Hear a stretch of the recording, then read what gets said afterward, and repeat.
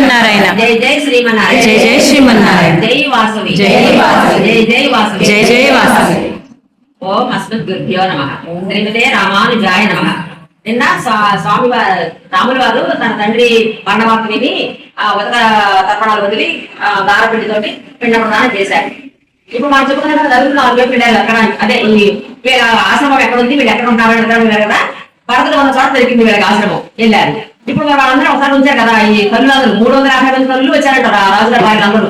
వాళ్ళందరూ ఒకసారి ఉన్నారు కదా, వాళ్ళని తీసుకుని వచ్చారు. ఎవరు? వశిష్ఠుల వారు. వాళ్ళని తీసుకుని వస్తున్నారు.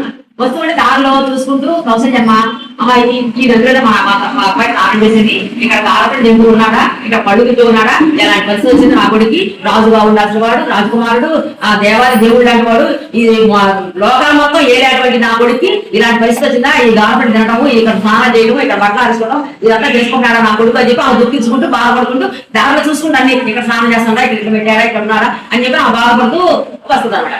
వీళ్ళందరూ వచ్చేసరికి రాముడి కింద కూర్చొని ఉంటాడు. ఇక ఎంత కూర్చొని ఆ సీన్ చూసి ఆ 350 మంది తల్లికి కూడా దుఃఖం వచ్చేసింది. వాళ్ళు అన్నారు ఒకసారి, ఏంటి రాముడికి ఇలాంటి పరిస్థితి వచ్చింది ఏంటి, ఈ నేల మీద కూర్చోడం ఏంటి, ఈ కుటీరం ఏంటి, ఇదేంటి అని చెప్పి వాళ్ళందరికీ దుఃఖం వచ్చేసింది. అప్పుడు రాముడు వీళ్ళని చూసి షడతో లెగిసి వాళ్ళకి పాదాలకి సాష్టాంగ నమస్కారం చేస్తాడు. అందరూ కూర్చొని పెడితే అందరూ చేస్తాడు. లక్ష్మణుడు కూడా సాష్టాంగ నమస్కారం చేశాడు. సీతమ్మ వారు సాష్టాంగ నమస్కారం చేసి తల ఉంచుకొని ఉంటుంది. ఇవాళ రాముడు లక్ష్మణుని లేపి వాళ్ళకి కింద పడుకొని దుమ్ము అది అంటే ఆ దులిపేసేసి ఎట్లా పరిస్థితి అని చెప్పి వాళ్ళ పడుకో బాధపడతారు. కౌసల్యమ్మ సీతమ్మ దగ్గర వచ్చి సొంత కూతురు ఎట్లా లాలిస్తుందో అట్లా దగ్గరికి తీసుకొని, అమ్మా నీకు ఎంత కష్టం వచ్చిందమ్మా, నువ్వు నీ భర్త అనుసరించి అడవికి వచ్చావు, ఆ జనక మహారాజు గారి కూతురికి నువ్వు కష్టం అనేది ఏర్పడి పెరిగావు, ఈ రోజు అడవిలో ఉండాల్సి వచ్చిందమ్మా, అయినా నువ్వు ఎలా ఉన్నావంటే నిగురిగా మీరు బంగారంలాగా ఉన్నావు, ఆ పప్పు చాటు చంద్రులాగా ఉన్నావు, ఏ మాత్రం నీకు కలగకుండా నీకు ఆంధ్ర తగ్గకుండా ఉన్నావు తల్లి అని చెప్పి ఆమె అంటది. ఇక ఇదంతా వాళ్ళు వీళ్ళు మాట్లాడుకోవడం అంతా అయిపోయిన తర్వాత ఇక అందరూ సమావేశం కూర్చుంటారు. అన్ని వెళ్ళి వచ్చేసారు. కుటీరం కనపడిందని చెప్పి అందరూ వచ్చేసారు. రాముడు కూర్చున్నాడు, భద్రుడు కూర్చున్న తర్వాత మిగతా కూర్చున్నారు. రాముడు ఏం చెప్తాడు విన్నామని చెప్పి నిశ్శబ్దంగా మాట్లాడకుండా ఆ చెవులు కళ్ళు ఎక్కించుకొని వింటున్నావు. వింటామంటే అప్పుడు రాముడు అంటాడు భర్తతోటి, ఇప్పుడు చెప్పు భర్త, ఏంటి నువ్వు రాజ్య పరిపాలన చేయకుండా అడవిలోకి ఎందుకు వచ్చావు, ఇక్కడికి ఎందుకు వచ్చావు, కారణం ఏంటి, వీళ్ళంతా తీసుకొచ్చావు, ఏంటి చెప్పు, ఇప్పుడు చెప్పు అని చెప్పి అంటారు. అంటే భర్త అన్నాడు, అన్నయ్య నేను రాజ్య పరిపాలన చేయను, రాజ్యం నీది, నువ్వు పరిపాలన చేయాలి, నీ చేతి కింద మేము ఉండాలి, అంతే తప్ప నేను రాజ్యాలను 3 లోకాలే 50 సముద్రులు నువ్వు, నాకే చేత రాజ్య పరిపాలన చేయడం నేను చేయను, నీ రాజ్యాన్ని నేనే తీసుకుంటాను, ఇప్పుడు నేను తీసుకెళ్లి రాజపటాక్షణ చేయాలని నేను వచ్చాను, నువ్వు తప్ప రాజ్యాంగ ఏడాది ఎవరు వీల్లేదు, సనాతనంగా వచ్చే ధర్మం ఏంటి, రాజుగారి పెద్ద కొడుకు, తర్వాత ఆవిడ పెద్ద కొడుకు, వాడి పెద్ద కొడుకు వస్తుంది, నువ్వు పెద్ద కొడుకు కాబట్టి నీకే వస్తుంది రాజ్యం అంటే, కాదు నాన్నగారి ఆకలి కోరికిది, నాన్నగారు నా కోసమే కలుగుస్తూ చనిపోయారు, చనిపోయే ముందు ఏం చెప్పారు, మరి రాజ్యం దశరథుడికి ఇచ్చేసి నువ్వు 14 సంవత్సరాలు ఉండాలని చెప్పారు, కాబట్టి నేను నాన్నగారి ఆజ్ఞని పరిపాలిస్తాను తప్ప నేను వచ్చి రాజ్య పరిపాలన చేయను, నువ్వు వెళ్ళి రాజ్య పరిపాలన చేయాలి, కాదు నేను చేయను, నువ్వు చేయాల్సిందే, నీదే రాజ్యం, నాకు అర్హత లేదు, నాకు హక్కు లేదు బాధపడు. ఇక అట్లా ఇద్దరు ప్రజలందరూ కూడా రాముడే చేయాలంటారు. రాముడేమో నేను కాదు, మా నాన్నగారి మాట ప్రకారం భర్తనే చేయాలని చెప్పి ఆయన అన్నాడు.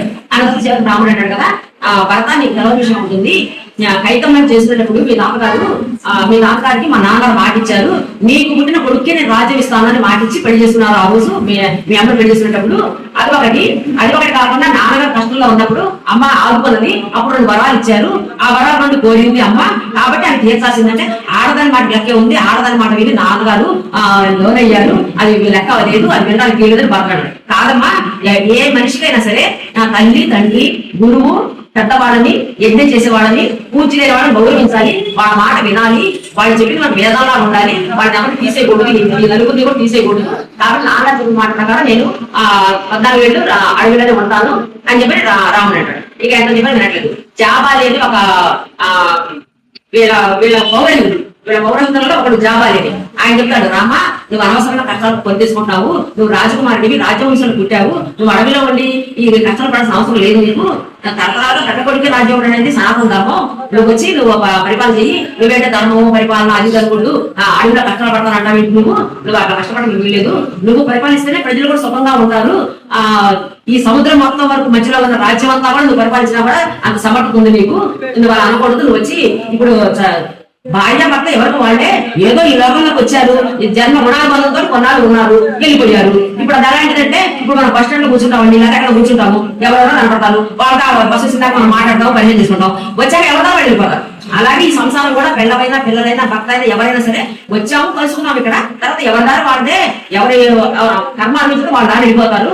అలాంటివి మీ నాన్నగారి కోసం నువ్వు ఇలా కష్టపడిన అవసరం లేదు అని చెప్పి ఆయనకు చెప్తాడు జావాలి. చెబితే కాదు అలా కాదు, ఏదైనా మా నాన్నగారు రాజ్యం పరిపాలించాల్సింది నేను, మా నాన్నగారు రాజ్యం ప్రకారం ఇట్లా పాలించుకున్నామని వీళ్ళు ఉండాలని ఆయన ఉండాలని నేను అడుగులు ఉంటానని ప్రజలందరూ చెప్తారు. అందరూ చెప్పినా కూడా రాముడు నేను మాత్రం నా తండ్రి గారి రాజ్యం పరిపాలించాల్సిందే, నేను అడవుల్లో 14 ఉండాల్సిందే మా నాన్నగారి మాట ప్రకారం ఆయన చివరి రోజున చెప్పిన మాట ఇది కాబట్టి నేను మంచి తప్పను ధర్మం తప్పని చెప్పి రాముడు ఖచ్చితంగా చెప్పేస్తారు. చెప్పేసి ఆ రోజు ఇది ఏమైనా చూస్తే పొద్దుపోయింది అందరూ పడుకున్నారు. అందరూ ఎక్కడ అక్కడ వదిలారు.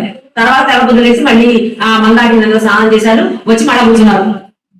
అప్పుడు భర్త ఏం చేశాడు, నిరాహార దీక్ష మొదలు పెట్టాడు. ఆ కుడియాన్ని అర్థంగా పడుకొని నేను ఇప్పటి నుంచి నిరాహార దీక్ష తీసుకుంటా, నువ్వు వచ్చి రాజపరిపాలన చేయాల్సిందే, పట్టాభిషేకం చేసుకోవాల్సిందే, నువ్వు రావాల్సిందే, అప్పుడు నేను నిరాహార దీక్ష చేస్తున్నా అని చెప్పి మొక్కలు అడ్డం పడుకొని నిరాహార దీక్ష మొదలు పెట్టాడు భర్తలు. వాళ్ళకి బ్రాహ్మణి లేకపోతే ఏంటి తమ్ముడిని తప్పుడు తప్పు అలా చేయకూడదు, ఎవరైనా బ్రాహ్మణకు భాగ్యం ఉంటే బ్రాహ్మణులు మొత్తంలో పడుకుంటారు కానీ నువ్వు ఇలా పడుకోకూడదు రాజకుమారుడివి, నేను చేసేది ధర్మం, నువ్వు వద్దు ఇలా ఉండద్దు, నువ్వు లేవు అని చెప్పి భర్తలు చెప్తారు. అప్పుడు వశిష్ఠుల వారు చెప్తారు, వంశపక్షం మొత్తం చెబుతారు, మీ వంశంలో పలానా రాజు ఆయన కొడుకు పరిపాలించాడు, పెద్ద కొడుకు ఆ రాజు, మరి ఆయన దగ్గర నుంచి ఇంకో రాజు, ఆ రాజు దగ్గర నుంచి ఆయన కొడుకు పరిపాలించాడు, అలా వస్తుంది మీ వంశాచారం, ఎవరైనా పెద్ద కొడుకు చేయాలి, రామా నువ్వే కొడబడాలని చెప్పి వశిష్ఠుల వారు అంటారు. అన్నా కూడా రాముడు మాత్రం నేను ఒప్పుకోను, నేను అలా ఉన్నాను అని చెప్పాడు. ఈ చెప్పే ఈ 2 రోజుల నుంచి ఈ మాటలన్నీ కూడా అడవుల్లో ఉండే పెద్ద పెద్ద మునులు ఉన్నారు, తపస్సు చేసిన మునులు, వాళ్ళందరూ అదృశ్య రూపంలో ఉండి విన్నారండి ఇవన్నీ. ఈ 2 రోజుల నుంచి ఈ మునులందరూ అదృశ్య రూపంలో ఉండి ఈ ప్రాంతంలో ఇవన్నీ విన్నారు. అప్పుడు వాళ్ళు ప్రత్యక్షమయ్యారు కనబడానికి.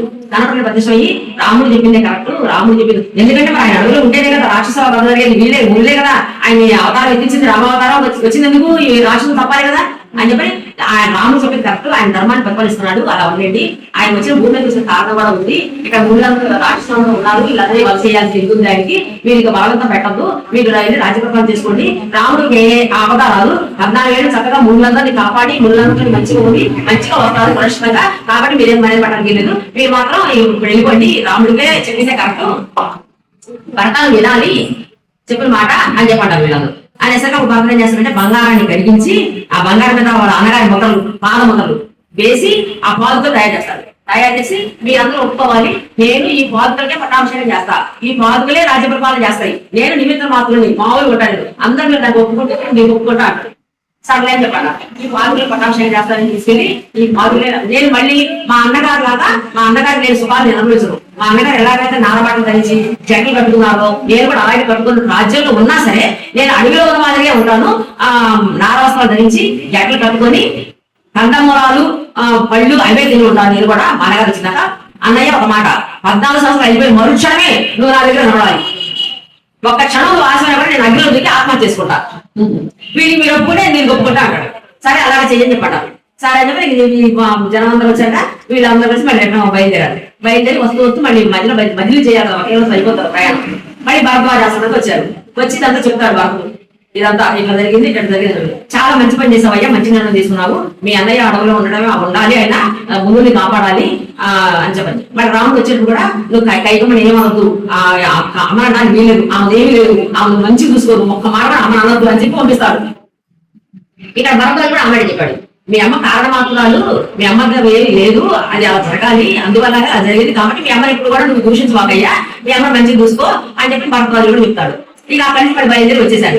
వచ్చేసరికి ఊళ్ళో వస్తే ఏముంది, ఊరంతా తల్లిగా ఉంది, అందరూ ఏడు మొహంతో ఉన్నారు, ఏ పనులు చేయలేదు, ఏ కర్మలు చేయట్లేదు. సరే అనుకుంటాడు, ఎంతో వెళ్తారు. ఈ పాదుకలు పెట్టి బంగారు పాదుకల్ని కుర్చీలో పట్టాభిషేకం చేస్తారు.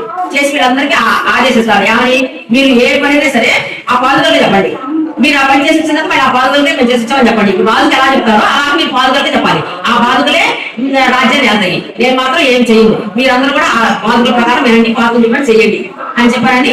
ఇంకా ఆయన ఏమనుకుంటాడు, ఇక అక్కడ అన్నగారు లేకుండా తండ్రి గారు లేకుండా అయోధ్యలో ఉండబుద్ధి కాదు ఆయనకి. అసలు అయోధ్యలో కూడా ఏమీ లేదు, అసలు ఎవరు ఏ పనులు చేయలేదు, అందరూ దుఃఖంతో ఉన్నారు అని ఆయన అక్కడ ఉండబుద్ధి కాదు.